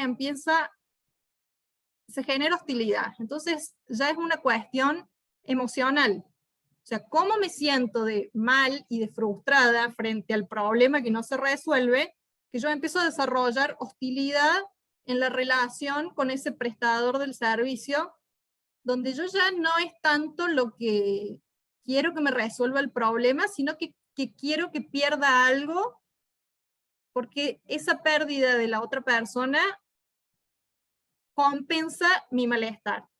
Entonces, es una cuestión que también está bastante desarrollada en toda la bibliografía, que el conflicto en realidad tiene mucho de subjetivo, porque ya empiezan a tallar las emociones de un lado y otro, de bueno, ustedes me están generando toda esta angustia, frustración, malestar, molestia y todo, porque yo tengo que estar persiguiéndolos para que me resuelvan el problema, y del otro lado se puede ver como, bueno, nosotros estamos haciendo todo lo posible, pero por X situación, esto no se resuelve, o bien podrían decir, no, este reclamo es totalmente injusto, fuera de lugar, o no corresponde lo que esta persona me está solicitando. Entonces el conflicto ya empieza a tener todas esas particularidades. Y finalmente la crisis, que es como yo les decía, bueno, pérdida de autonomía, pérdida de poder, una situación extrema de algo que ya llegó a un lugar que ya es como de no retorno. Y la otra cosa interesante que dice toda la bibliografía al respecto de crisis es que en realidad las crisis no son espontáneas, como muchas veces se piensa, sobre todo las crisis empresariales, sino que son conflictos no resueltos. Entonces, si una empresa tiene 20 problemas y no resuelve ninguno a lo largo del tiempo, tarde o temprano la crisis va a llegar por algún lado. Y al tener todas esas cosas dando vuelta, bueno, no hay mucho para hacer. Entonces, en la mayoría de los casos lo que sucede es eso. Obviamente con el caso de COVID es una cosa totalmente fuera de lo normal, pero sí lo que COVID demostró es que había muchas empresas o mucha gente que estaba con problemas. Esto que muchos expertos dijeron durante el año pasado, bueno, van a aumentar los divorcios. Bueno, los problemas estaban, COVID solamente hizo que se magnifiquen todas las tensiones que ya existían, porque alguien tenía que convivir 24 horas con una persona que no se llevaba tan bien. Entonces, era un poco inevitable que pasara eso. Pero, digamos, por eso viene de la mano con el tema de protocolo. Si los protocolos y los procesos se hubieran aplicado correctamente en tiempos de tranquilidad y de paz, probablemente la crisis de COVID no hubiera generado todas las otras crisis que se generaron a nivel personal y a nivel empresarial en muchos casos. Otras empresas, bueno, si te tocó estar en un rubro que estuvo cerrado 8 meses, no tenías mucho para hacer, o sea, era esperar un milagro, pero en líneas generales hubo muchos casos donde ya venían con problemas de antes. Entre los factores estructurales de una crisis, hay 4 que son los que se destacan más. Primero es el tema del poder, y todo tiene como una cuestión muy, muy psicológica, porque bueno, la crisis, al ser algo tan extremo, es algo que uno no vive todos los días y no está acostumbrado a manejar. Me refiero a si uno no es alguien que específicamente se dedique a trabajar en crisis. Pero en cuanto al poder, es esa sensación de pérdida de poder y de control de la situación, y de uno no sabe bien dónde está parado, porque precisamente uno tiene un margen de acción muy acotado, y todo el entorno en realidad, o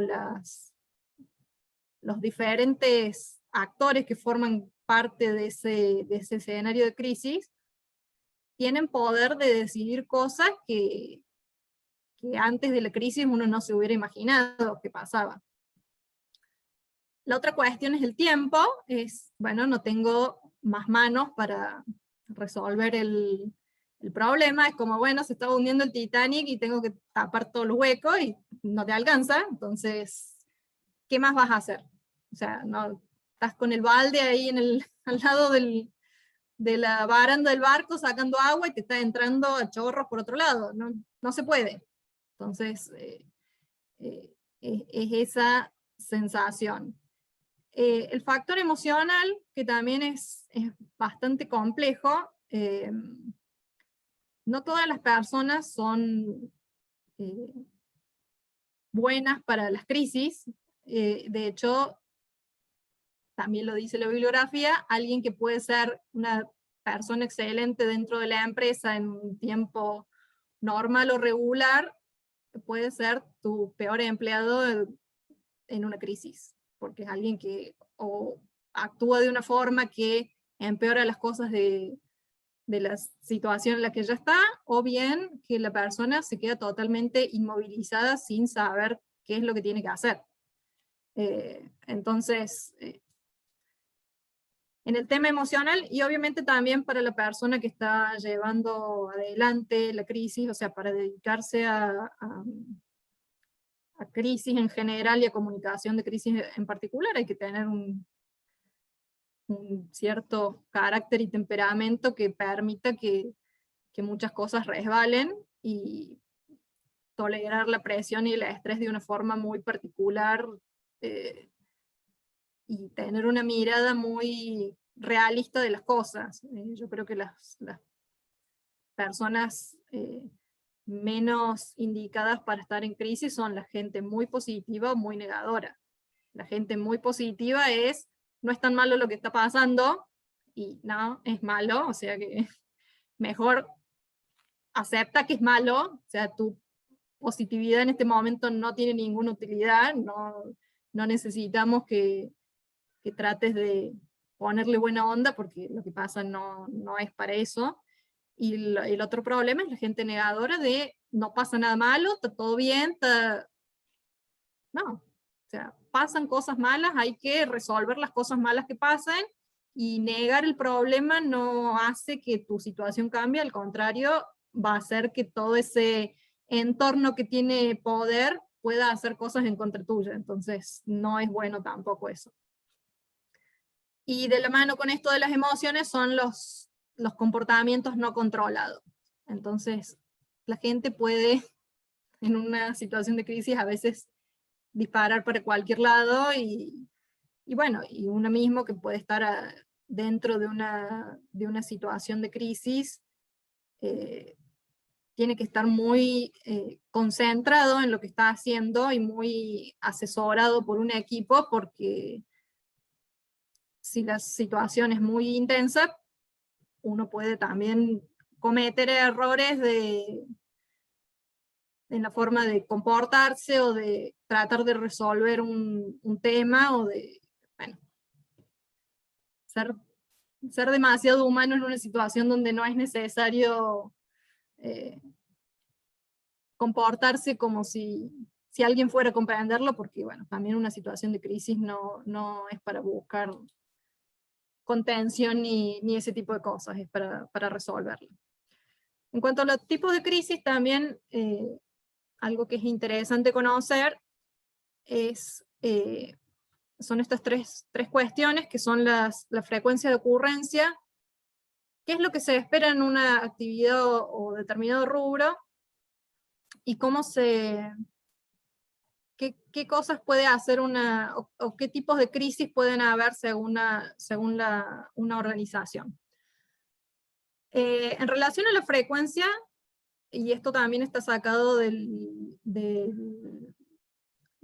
curso de primeros auxilios psicológicos, tenemos crisis cotidianas y crisis masivas. Crisis cotidianas es básicamente algo que afecta a un grupo muy, muy pequeño de gente, o sea, puede ser una familia, puede ser una persona, puede ser una empresa, algún grupo chiquito de gente, y que no afecta, digamos, de gran manera al resto de la sociedad. Y crisis masiva, que es lo que vemos ahora con COVID. Bueno, todo está afectado por esa gran crisis. Entonces, y crisis masivas pueden aparecer en casos de catástrofes climáticas, terremotos, tsunami, bueno, todo ese tipo, huracanes, como hemos visto, terrorismo, temas de, no sé, algún tipo de violencia extrema social o cosas así, o este caso de COVID, que bueno, no salió ningún libro previo a 2020, así que esto ya lo tendremos que incorporar de alguna forma. En relación al esperado, y esto también tiene relación con los protocolos. En una determinada, nosotros tenemos que conocer en qué industria estamos para darnos una idea de qué cosas pueden pasar en lo que nosotros hacemos. Por eso hablamos de crisis de incógnita conocida y crisis de incógnita desconocida. Incógnita conocida es, bueno, si estamos, por ejemplo, como en el caso de Fer, que está con restaurantes, bueno, que yo pueda incumplir protocolos bromatológicos puede hacer que yo genere contaminación cruzada en mi cocina y que haya gente que se intoxique con mi comida. Que no cumpla con los protocolos de restaurante para COVID puede hacer que me cierren el restaurante. Que yo tenga más gente de lo permitida también puede hacer que cierren el restaurante. Y todo ese tipo de cosas. Entonces, cuando uno no cumple con los protocolos de las incógnitas conocidas, ahí es donde se pueden generar las crisis. Y de incógnitas desconocidas, precisamente esto que pasó de COVID. Bueno, yo no sabía que si tenía un jardín de infantes podía venir una pandemia mundial y perder mi negocio, como ha pasado con tantos, o gente que tiene gimnasio, o gente que tenía agencia de viaje, bueno, totalmente desconocido o inimaginable que una cosa así podía pasar en actividades que eran totalmente tranquilas y sin mayores problemas.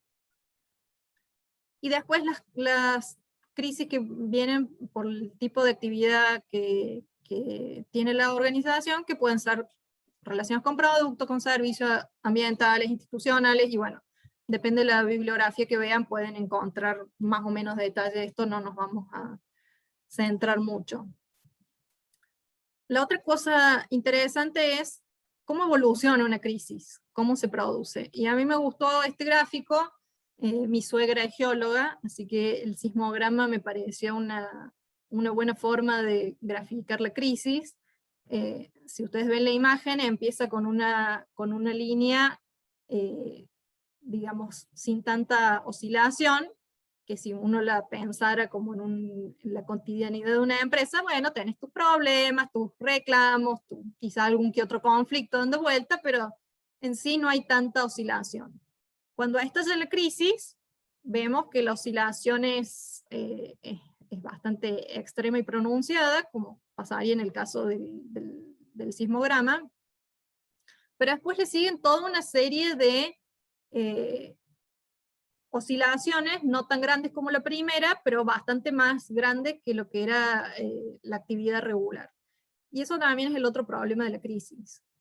Uno puede empezar una crisis con un evento masivo, de nuevo, el ejemplo de COVID, pero después va a haber réplicas de ese sacudón inicial. Entonces vamos a tener, bueno, ahora nos cierran, ahora nos encierran, ahora tenemos que sacar un certificado para salir, ahora si haces determinada actividad no podés trabajar, ahora si vas a trabajar, bueno, vas a trabajar a la mitad de la capacidad, vas a atender en distintos, entonces son cosas que se van sumando a lo largo del tiempo. Y ese es el otro problema también. Sí. ¿Me dejas hacerte una pregunta? Porque me interesó el diagrama. Y a ver, medio que me tranquiliza si las crisis son así, pero me pregunto si las crisis en comunicación surgen siempre así de la nada y son imprevisibles, o en redes sociales donde las tendencias se van construyendo mensaje a mensaje, persona a persona. ¿Hay alguna forma de preverlas, de hacer una alerta temprana? Y hablando de sismógrafo, bueno, así como hay herramientas que te permiten prever con cierto tiempo que va a haber un temblor, si te parece que hay formas y herramientas de prever una crisis en comunicación. Yo creo que los protocolos son la forma de tratar de evitar llegar a una situación crítica, pero una cosa es tener el protocolo escrito y otra cosa es implementarlo. Y ese es el tema. Por ejemplo, yo con la empresa que hice mi tesis de crisis, ellos nunca leyeron la tesis. Entonces, después cuando vino la pandemia, y bueno, ¿qué vamos a hacer? Ese es el problema. Yo creo que en comunicación, a ver, nosotros somos un soporte de la crisis que vive cualquier organización. Entonces, a ver, yo no creo que las crisis se originen en comunicación, sino que comunicación da soporte a una crisis empresarial. Y ese es el trabajo que tenemos que hacer. También tenemos que ser un poco humildes en saber cuál es el lugar que ocupamos. Porque en una crisis real, bueno, el dueño de la empresa va a estar sentado con 1 o 2 abogados por lo menos, y según sea la naturaleza de la crisis, tendrá gente de recursos humanos si hay que echar gente, tendrá su contador si debe plata, tendrá y comunicación, bueno, tiene que ver, bueno, con qué salimos a la cancha para hablar de esto que nos está pasando, pero yo no creo que las crisis más graves que se vean sean en comunicación. En el caso tuyo, que has estado todo este año con circuito gastronómico, con los restaurantes. Comunicación puede hacer cosas, pero, o sea, ¿cuántos meses han estado sin trabajar? Sacando, digamos, trabajar con gente sentada en los restaurantes, porque Sí, el mucho tiempo. delivery no ayudaba tanto. Seguro, seguro. Entonces, eso es el tema.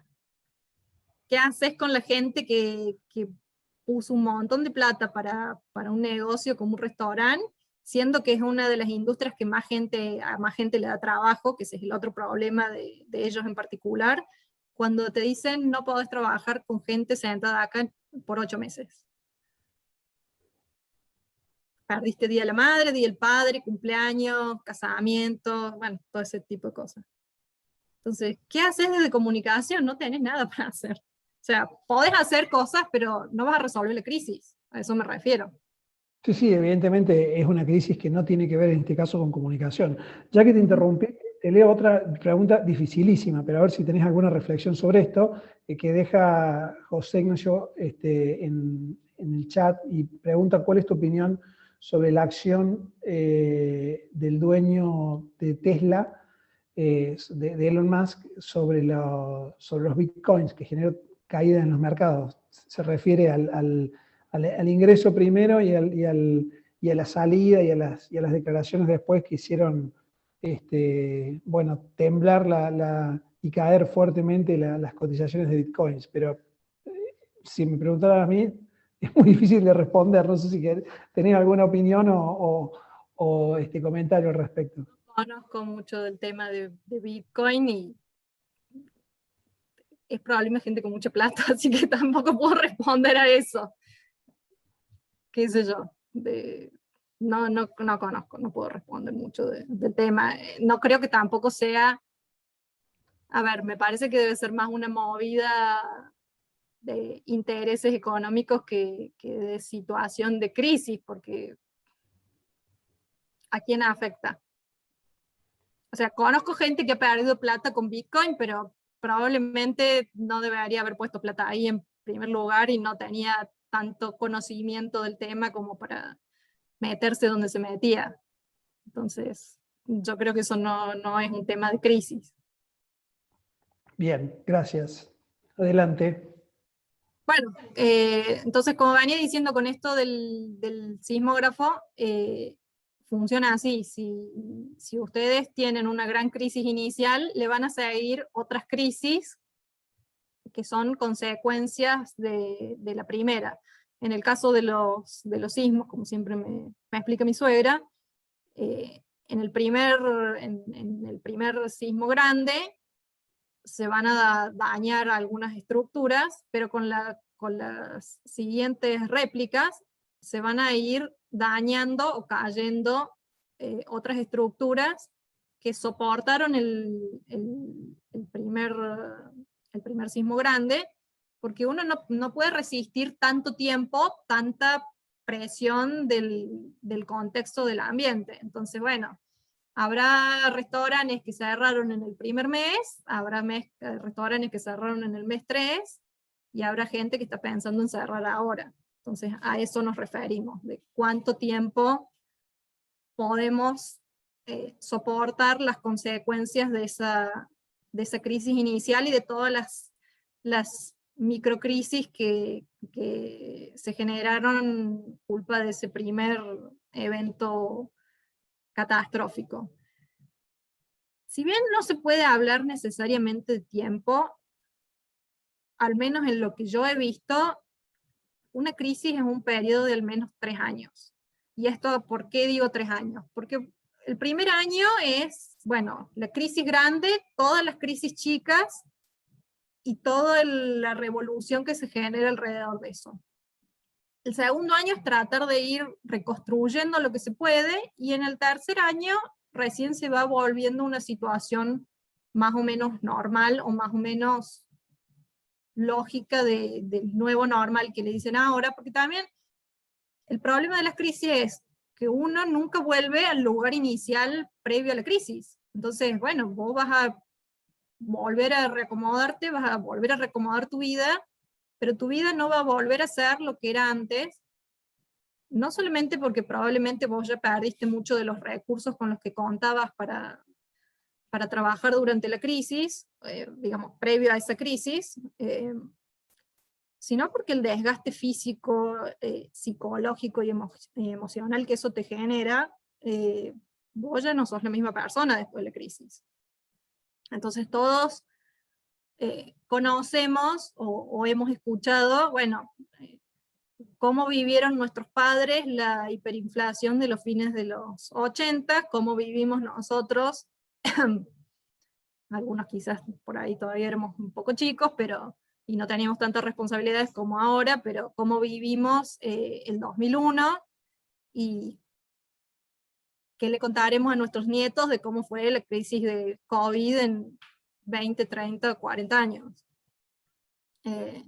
Entonces, cada crisis nos va dejando enseñanzas y nos va haciendo pensar en, bueno, probablemente yo debería tratar de cuidarme por si algo sucede en el futuro de esta forma, o tratar de no tomar estas decisiones que tomé en el pasado, o lo que sea. Entonces, ese es el otro problema de la crisis. Bueno, ¿cómo vas a vivir tu vida de acá en más? ¿Cómo vas a mirar el mundo de acá en más? ¿Cómo vas a ver el futuro de acá en más? No es tan fácil.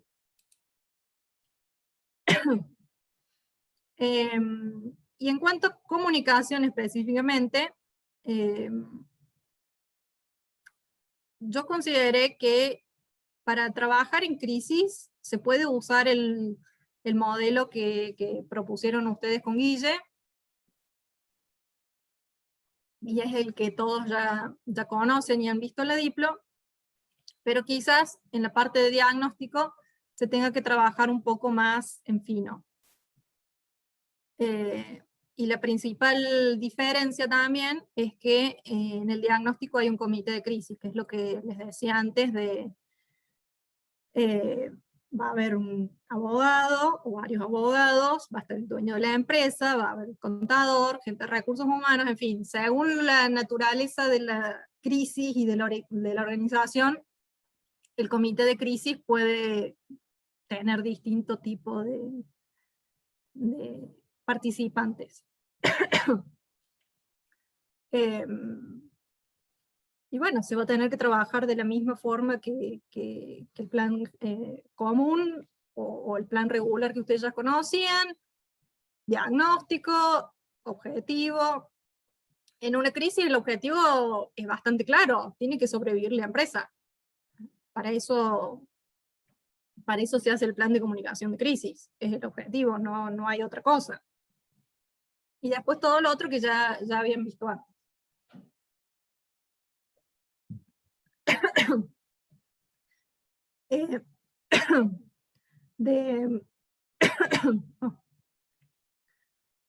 Yo quería comentarles un poco, también porque es mi interés en comunicación de crisis.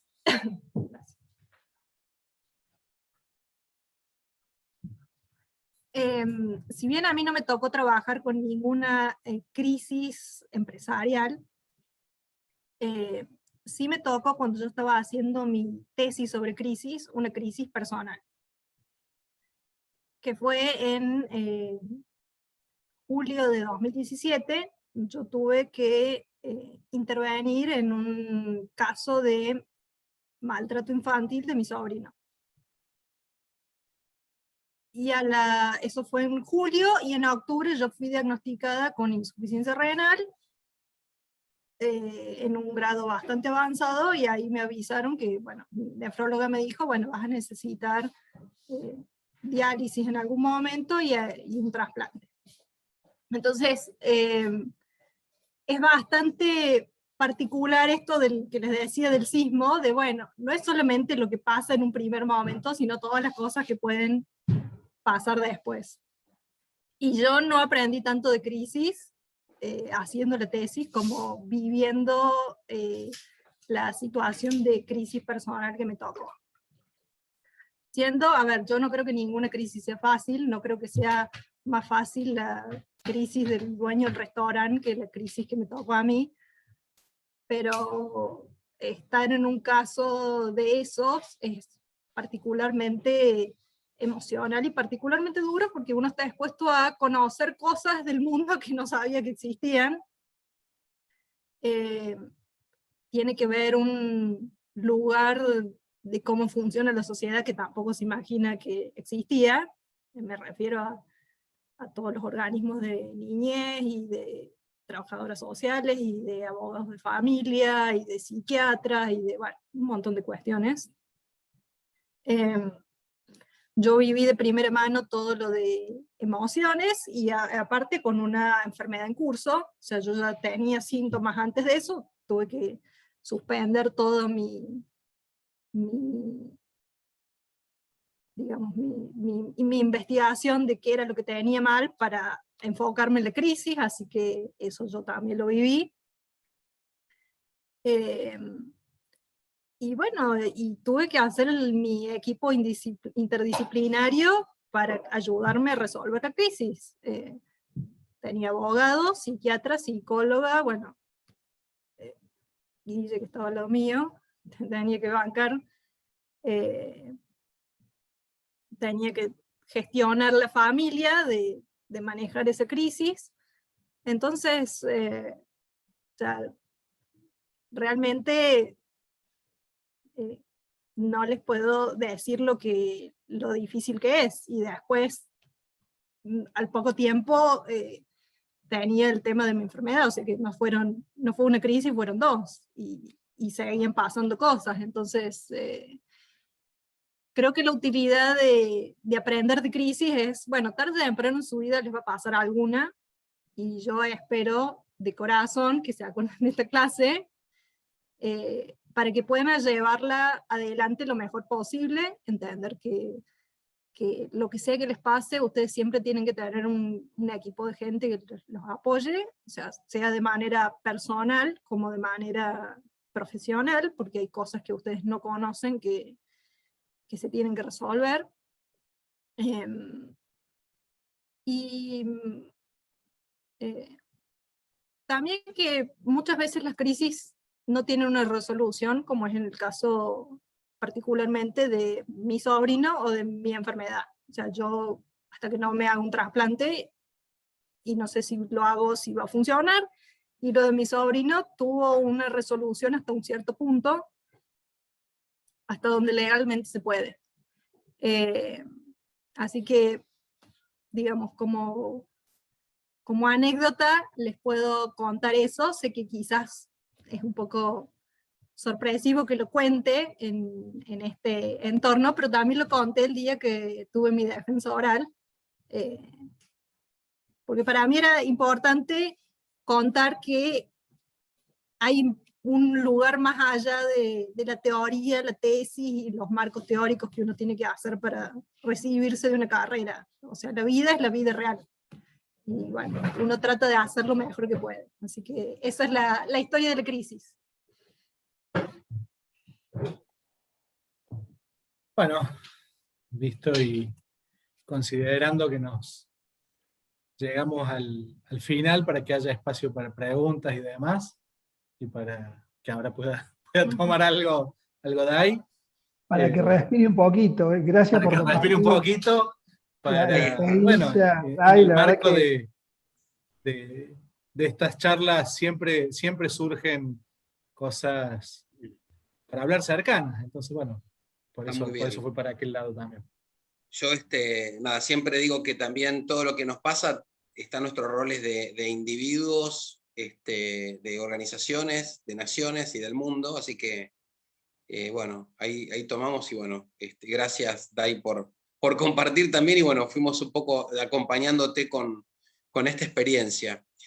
Chicos, nos quedan 10 minutos, un poquito menos, y tratamos de, bueno, siempre cerrar a tiempo. Agradecerles a los dos. Si hay algunas preguntas ahí, porfa, es momento para que las hagan nuestros participantes.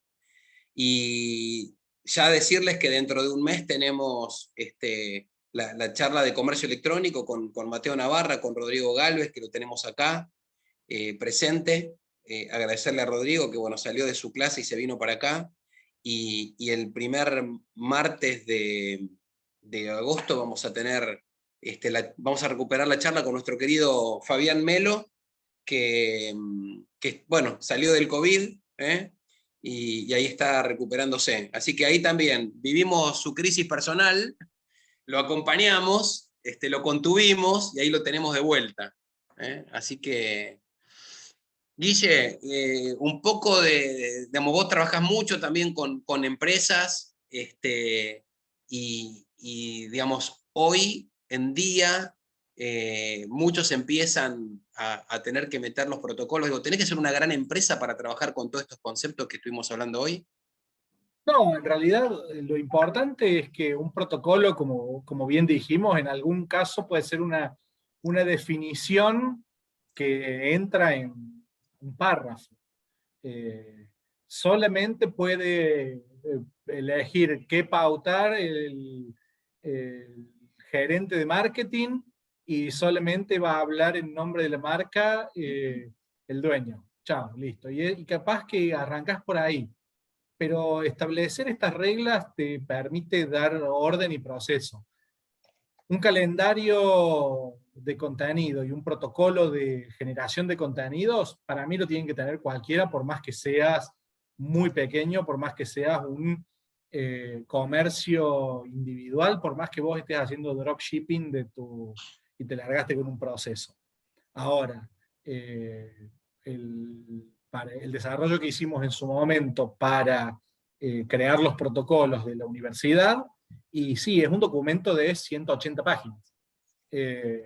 Entonces, va a depender. En el medio tenés cualquiera de esas opciones, ¿no?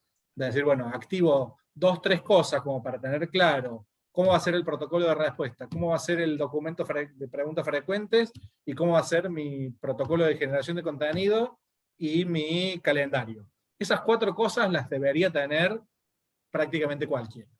Y a partir de ahí, el resto de cosas podés ir construyendo a medida que vas necesitando, a medida que va justificándose por el tamaño de tu negocio. Bueno, vamos a ver en la próxima que hablamos de comercio electrónico. Hay muchos que tienen comercios pequeños también y no tienen que ser grandes compañías para incorporar las herramientas. Así que, Rodri, si estás ahí y querés, tenés un minutito para vender lo que viene.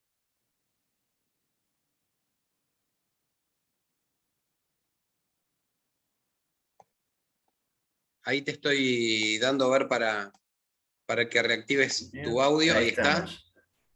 ¿Me escuchan bien ahí, Carlos? Ahí está, perfecto, adelante. Muy bien. ¿Cómo están todos? Espero que muy bien. Muchas gracias, Guille y Dai, por la charla de hoy.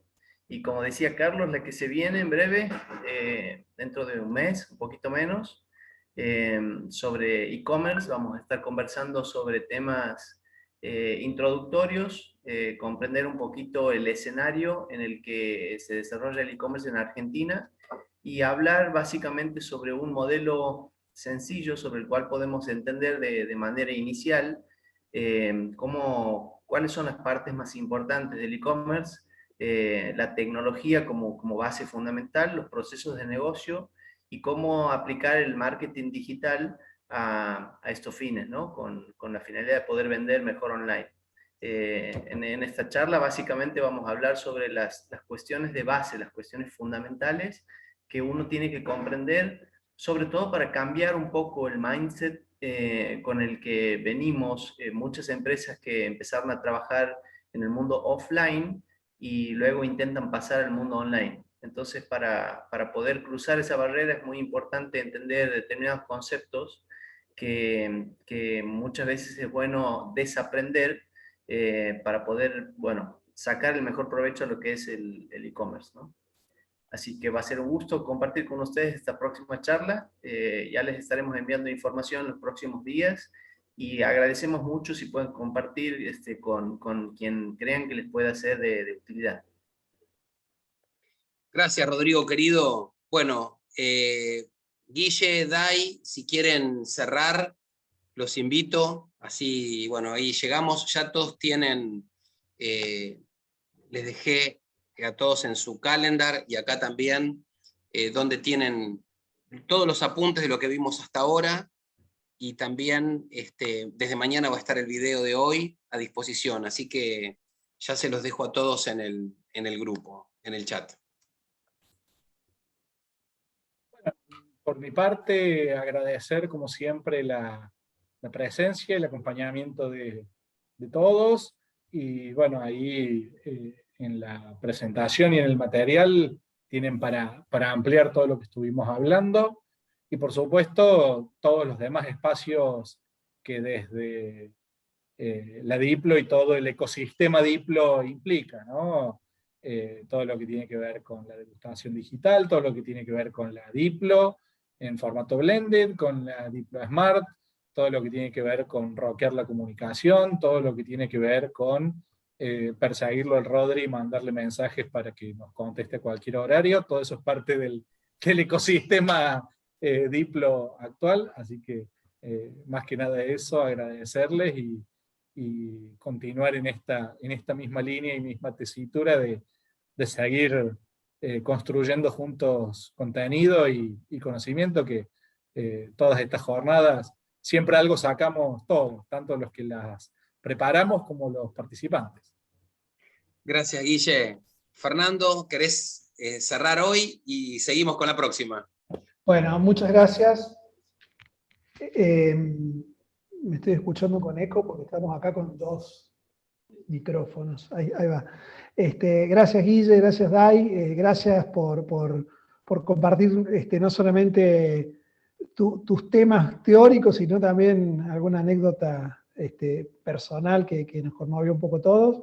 Y sí, creo que hay quienes nos hemos escuchado entre nosotros un montón de veces, pero siempre uno de estos encuentros saca alguna cosa nueva, vuelve a pensar los temas y creo que eso tiene un gran valor, como también el de encontrarnos con gente que nos ha acompañado en la diplomatura y que sigue haciéndolo a través de estas actividades. Muchas gracias a todos, los esperamos en la próxima.